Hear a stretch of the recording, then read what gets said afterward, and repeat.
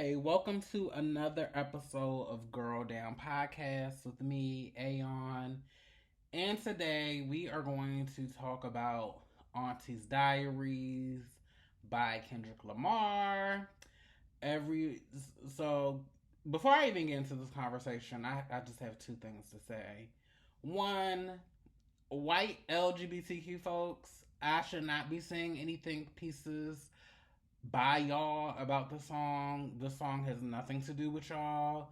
This is black people's business, so you can listen to the song, but calling Kendrick transphobic or queerphobic, please save your commentaries. This is not about y'all. Just stand to the side, be a spectator. This is not y'all culture, so just sit this one out, okay?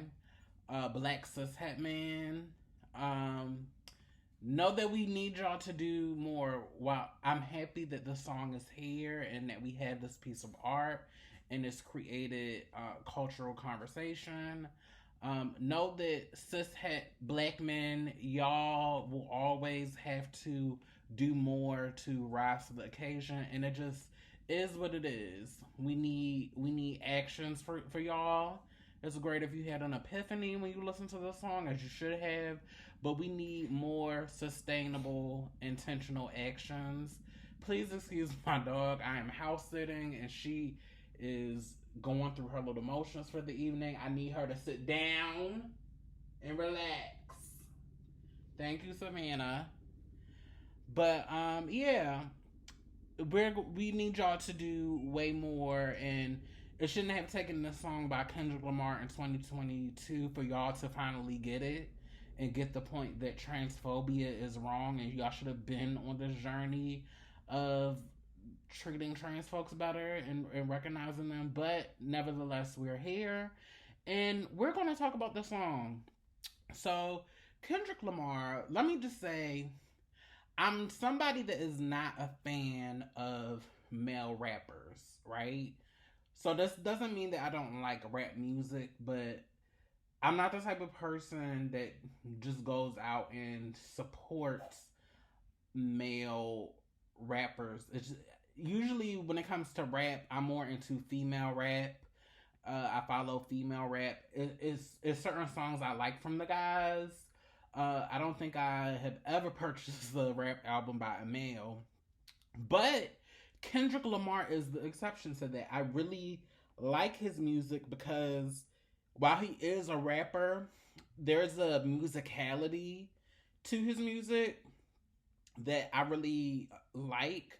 There's a R&B soulful quality to his music. So Kendrick Lamar, I am a fan of his work. I really live for his To Pimp a Butterfly album. That's when I got on the Kendrick Lamar wave. And he's somebody that I definitely, when they release a project, I am looking forward to what he has to say. I also think he's a great performer. I haven't gotten a chance to see him in concert, although I would like to go one day. But I did his performance at the halftime show, and he performed with Beyonce because they had a song together. He actually put, from those performances, I can see that he is an artist. He puts on a show. There's choreography, there's costuming, there's theatrics, and I really appreciate that about Kendrick Lamar. Now, he just released his most recent album, Mr. Morale and the Big Steppers, and he has a song on there that everybody on the internet has been talking about. It's called Auntie's Diaries. And basically, if you haven't heard the song before, I strongly suggest you listen to it, just so you have reference for this conversation. I actually really I like the song because um, I I feel like it's the definition of art for me. Um, so the song has been polarizing. It's been polarizing because Kendrick Lamar, in talking about how he came to terms with accepting his trans family members, he misgendered his family members, and he also used the quote unquote offensive slurs. He uses the F word multiple times. Um, how I'm going to do this. I think I'm going to start with giving my reaction to how I feel about the song. And then I think I'm going to pull just some lines from the song that really hit home why my perspective is the way that it is. And we just going to go from there. I really like the song. I like that the song is polarizing. I like that it we are having this conversation. I love that the type of caliber of artist that Kendrick Lamar is, that he did this. I think he did this song in a genius way, and I hate to use that word, especially when it comes to men who it had made transness the center of their art. I think of how that word is used so loosely for Dave Chappelle, and we see his interactions with transness and how he's really failed at really grasping the bigger picture when it comes to trans folks and just dealing with the existence and the visibility of trans folks. But getting back to the song, I I just love the fact that visibility has us here, where one of the biggest hip hop male artists is able to critically um, and reflectively examine um, how he is reckoning and dealing with the trans people in his life, and I think it's beautiful. I think it's honest. I think it's raw. I think it's uncomfortable, but I also think that it's necessary. One of the things that I have had to come to terms with as I just get older in life, and as I get more secure in my transness and my expression, how I'm presenting to the world, um, beyond having compassion for the cis people in my life that I was in relationship with before I physically transitioned, I'm at a point now where I'm able to step outside of myself, and I'm interested in really learning about how they navigated my transness, and how they have either worked or they're trying to work now to come to terms with my transness in order to create a space of um, love and respect for me. And let's just go here. I get how the topic of just the topic of transness and being misgendered. As a trans person, I totally empathize with being misgendered and how triggering that is and how violent that is. I don't think that was Kendrick's intention in the song to be violent, but I do think it was purposeful for how he said and why he said it and the impact that he intended to have. But while I do get that misgendering is harmful, and in my personal life, I definitely have boundaries. Like, you will respect me, or we just won't be in a relationship. But as I start to have compassion for the cis folks that I am in relationship with, um, I do I do want to unpack. I am curious about unpacking how they experience me and how they come to terms with who I am, and just how uncomfortable it was. I think when, especially when you're first in transition, you want people to get it right, and you're willing to do everything in your power to make sure that your boundaries are respected, which they should be. But but sometimes, and I can feel it. I just it's this thing that's unspoken, but you can feel it. Sometimes I feel like family or close friends they're so scared to get it wrong that they just shut down, or they just make themselves devoid of any emotions because they don't want to get it wrong, because they don't want to lose the relationships with us, because they know how sensitive we are about our pronouns, which again, which they should be. But it doesn't create the space of nuance and compassion and growth, and evolution. And as I get older, I am curious about how people outside of my experience, their process and coming to terms and getting giving giving each other the space to have like real conversations about how we get to those places, because we always say, well, it doesn't happen overnight, but where's the narrative? And also, where's the grace with these people that are, again, are in relationship with you, that are trying to work through these real feelings to unlearn all these things that they've learned and been told, and all of this messaging? Like, where is the compassion? Where is the vantage point for that story? And I feel like Kendrick told his side of the story in an honest and artful way, and I think that is the reason why Auntie's Diaries is getting the reaction that it's getting. And I feel like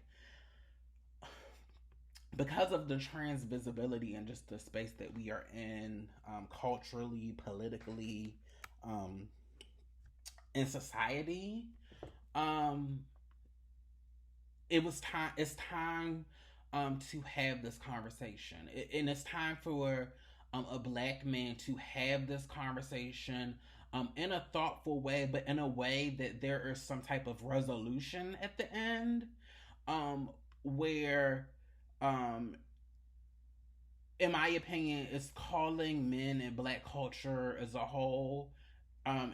It's calling them to the mat to be better to black trans people, because we are a part of your families. We are part of the fabric of the black culture, and you can't deny us, because you've always seen us, and it's been past time that there's just kind of not only reckoning, but this awareness and this coming to terms, in a sense. And I just, to me, um, the song is about that. Again, I didn't take offense to the song. I just feel like it was artfully done. There's layers, there's movement, there's tension. It builds, and it gets to the end when when you contrast this, because people who are quick to kind of cancel, quote unquote, so to speak, Kendrick for even doing this, are comparing him to Dave Chappelle and all. And to me, like, the Dave Chappelle and the people that have talked about trans people in a way where we can tell off rip that there's no care. And for me, the lack of care is evidence in the resolution. Um, with Dave Chappelle and all of these other ones, there's a sense of, well, if you're going to be different, then I should be allowed to hate on you because you're different, because I'm different and I get hated on. So you just have to deal with it. And I don't think I don't think that is the same here in Auntie's Diaries, and the impact that Kendrick was trying to have. If you listen to the song, it starts somewhere and it ends somewhere totally different. There is compassion. There is a awareness of black male privilege and how men have to check their privilege. It's also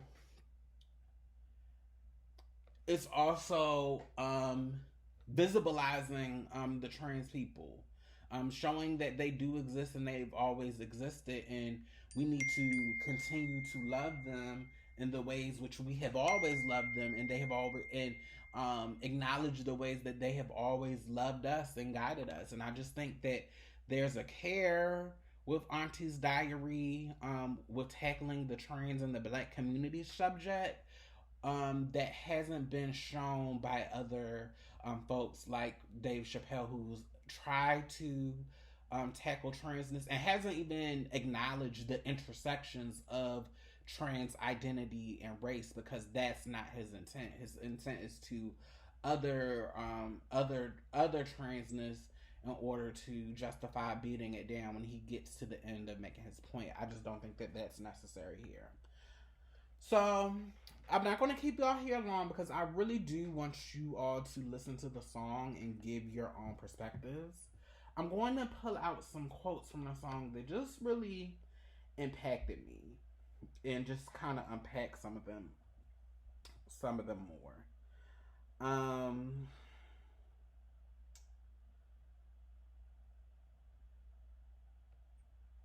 My auntie is a man now. What a relationship. I grew up fast. I needed no one to babysit.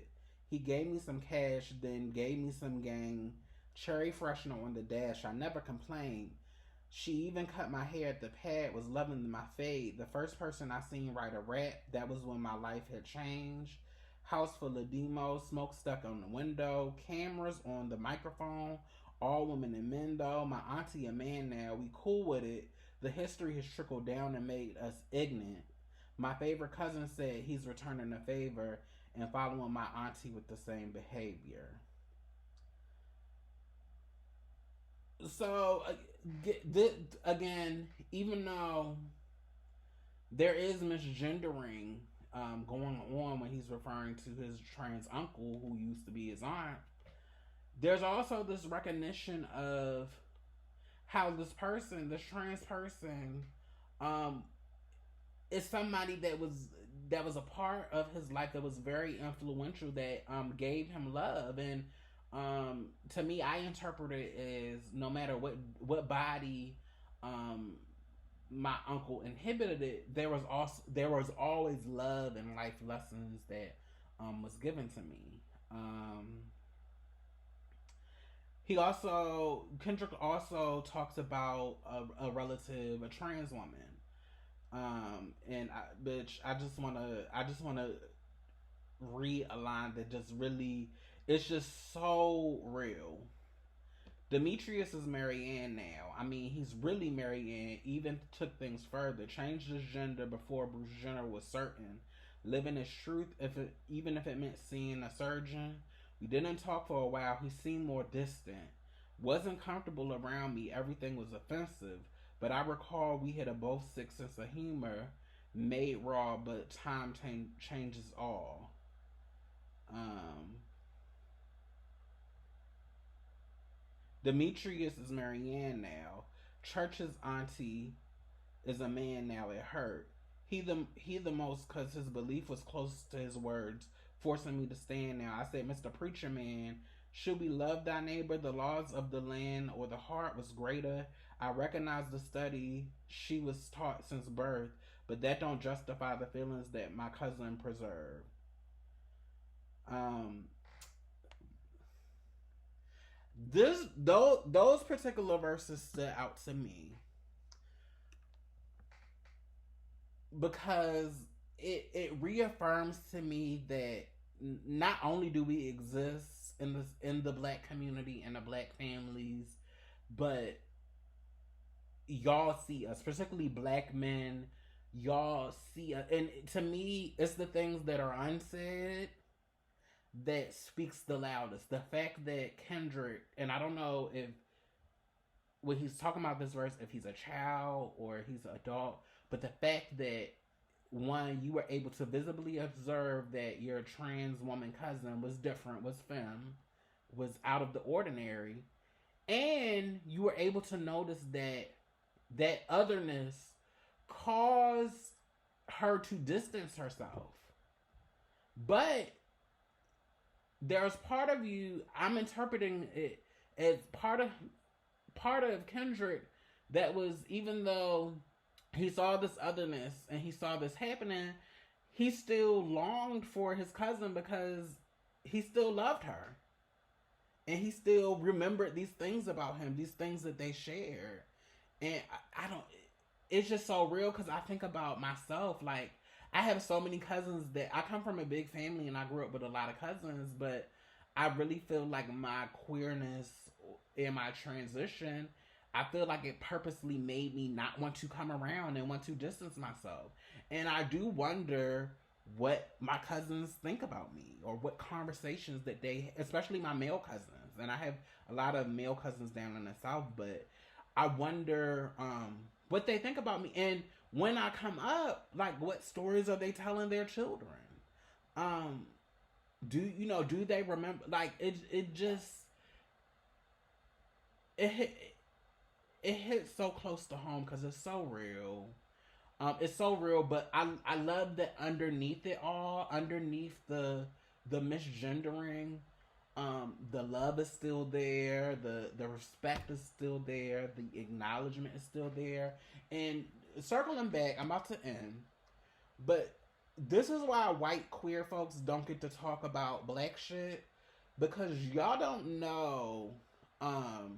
Well, one, y'all shouldn't be talking about black shit because you just don't know. You don't have the cultural awareness.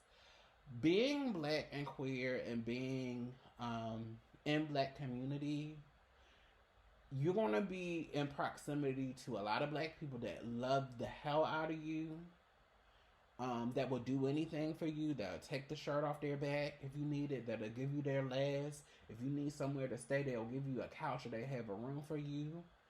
But they might misgender you, or they might slip up, or they might, that. But it doesn't mean that they love you. And part of just existing in this black body is finding ways to walk that line and take it and not take it personal when you know that they love you and you know that they're trying their best.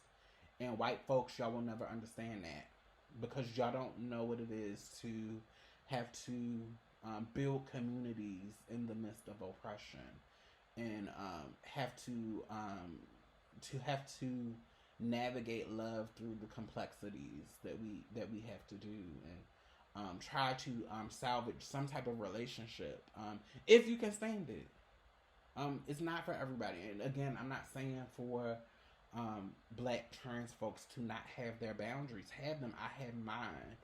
But for some people that's close to me, like my mama, who I know loves me, and me and my mom have come a long way. We've come a long way. We have had many conversations, but we've come a long way.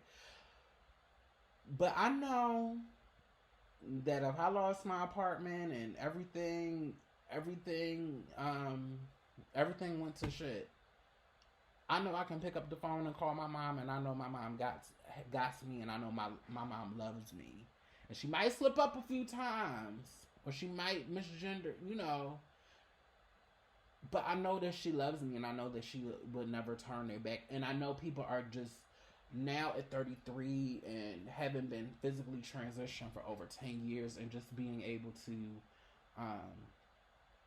see the valleys and the hills and the peaks of this shit, and being around and back and around again, and just seeing. So when you have folks that love you, and you have folks that are trying to get it, you kind of, for me, you work with the people that are willing to work with you. And I feel like this song is one little piece. It's not the end all be all, right? But it's one little piece to break the conversation forward in a whole new way. No longer can black folks, black men, act like we don't exist in their community, that we're not a part of their families, like we're not romantic partners to them, loving them. No longer than can they. And we're not saying that y'all stupid. We know y'all are not stupid because y'all know how to access trans women when you need to access trans women. You know y'all not stupid. What we're saying is it's time to have these difficult conversations in public amongst each other. And white queer folks, all y'all get to do is watch. That's all I got to say about Auntie's Diaries. I'm so happy to be alive right now and just to experience and be a part of the zeitgeist in this discourse. But Let me know what you think about Auntie's Diaries by Kendrick Lamar. If you have any reactions, please send the email to girldownpodcast@gmail.com. Also, if you're on Twitter, use the hashtag girldownpodcast. Please make sure that you rate and review this podcast. And I will see y'all on the next episode. Bye.